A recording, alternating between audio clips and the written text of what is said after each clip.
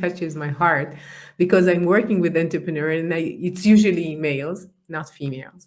And I totally appreciate what you're doing as an entrepreneur, for sure, as a female one. And I think that sometimes it demands so much more from our mental understanding of the situation, or emotional capabilities, much more than what people think about the cognitive capabilities of an entrepreneur. Mm. And most people would say they need to be very smart and sharp and need to think about the details of everything and know everything. And usually this is not the case, because most entrepreneurs, they have that covered. Yeah. True. What Yeah. they really what they really need is the capability to stay calm and trust your instincts and know where you're going. And all the other things around surrounding you is so much background noise that you need Hmm. to know how to handle all the time. And it's so hard. It is so hard. Most people, what they think about, they're thinking about, I know, about how much money does Elon Musk or Jeff Bezos has, but they're not thinking about all the no, and you can't, and you shouldn't, and it's not the right thing that they heard maybe only in the beginning, and now Mm. they're hearing that less, of course. But it's like, it seems that we have this, um, it's like an image of what is an entrepreneur, Hmm. and Hmm. it's totally not related to the life of Yeah. someone who's doing that. Right. It's true. And it's because we as humans like to science everything to death, right? We like to put it all in nice, neat boxes and check them off. And thanks to Shark Tank, they've done that with entrepreneurism.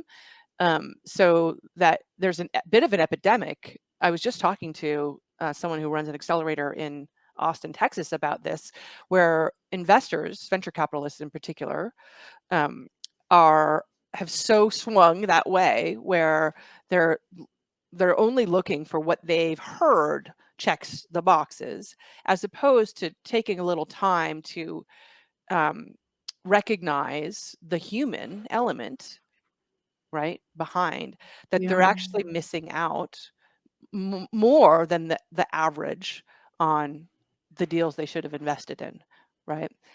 and and also damaging, doing damage to the entrepreneur in the process by asking asinine questions, right?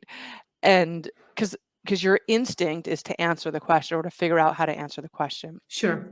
right? It's one of the hardest things I had to learn, and one of the best things I had to learn is which questions do you answer and which questions don't you answer, and even better, how do you tailor the conversation to make sure that they're asking the questions you want them to ask, right? That's the real mastery of these conversations.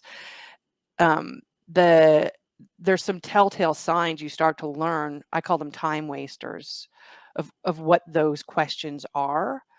And it's not to say that you shouldn't have a dialogue with people who are going to invest in you. That's not what I'm saying, right? But venture capitalists, I've found, very often like to throw their weight around and ask questions, guys. They think it's the thing that they should be asking, rather than genuinely wanting to understand the company as a whole. Yeah, I think it's related to listening. I Yeah. think that listening is so underrated in general, especially in men in VCs. It's like, it's Yes. a very, very manly world. If we're thinking about entrepreneurship in general and VCs very, very specifically, I think it's like 98% or something like that, men. And when you're thinking about what a VC is doing, is actually risking money and want to win money. Uh, in that case, over the talent and time and effort of people who want to make it. Yeah. And you see that sometimes in the interaction. You do. The conversation often feels so one-sided because they think we need them, but in fact, you need me, right? Yeah. Money is always, there's always money. Someone taught me that, and it's true. There is always money, and I can find it one way or the other. right? And it doesn't have to be now. There's like lots of other there's venture debt programs. There's a million other ways to fund your Yeah, company. crowdsourcing, crowdfunding. Crowdsourcing. That's right. Yeah. And sometimes you don't actually need money. You just need some grit, which I've got plenty of. Mhm. But that always, I had to learn that as well, is that this is because if you enter the conversation in the mindset of need, then you're never going to walk out with a win. You're putting yourself lesser than that Yeah, person there, you're right? right. You're right. Like, so that's not Yeah. great. This And is something that I learned like way back when I was very you did. young in my profession, and I was a young professional. I didn't know much about being a business owner and about being whatever I'm doing. And I remember that I learned that if I come to a meeting and I have lots of projects and I have lots of things to do, I always win the deal. And Hmm. if I come to the meeting, a marketing meeting, and I want the business, I need it, I will not get it. Isn't that funny?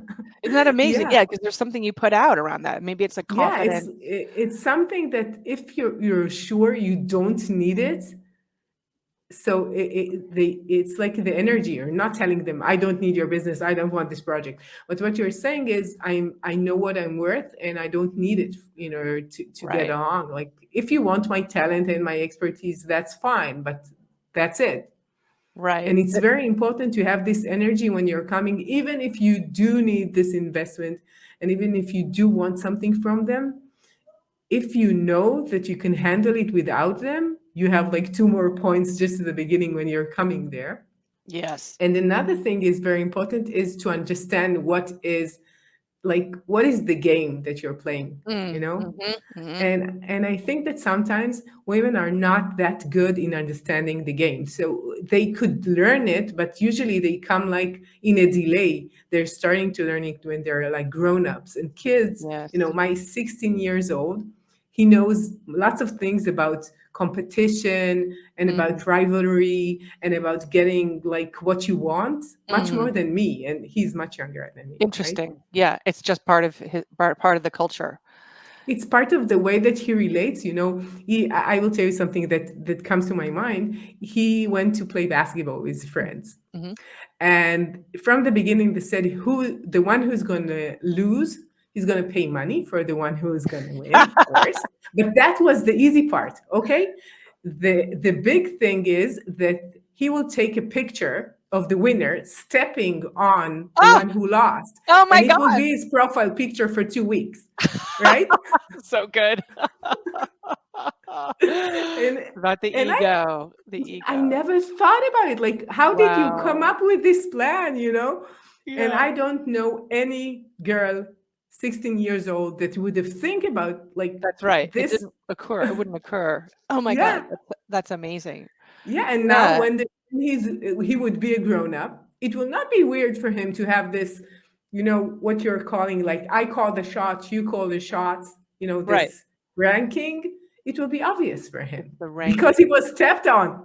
Yes, right. Oh my god. You feel that too, like when you walk into a room, like I would go to a VC meeting and like not sit at the head of the table because I thought it would be rude. It's not my table, right? That's like me coming over to your house for dinner and I'm right. Yeah.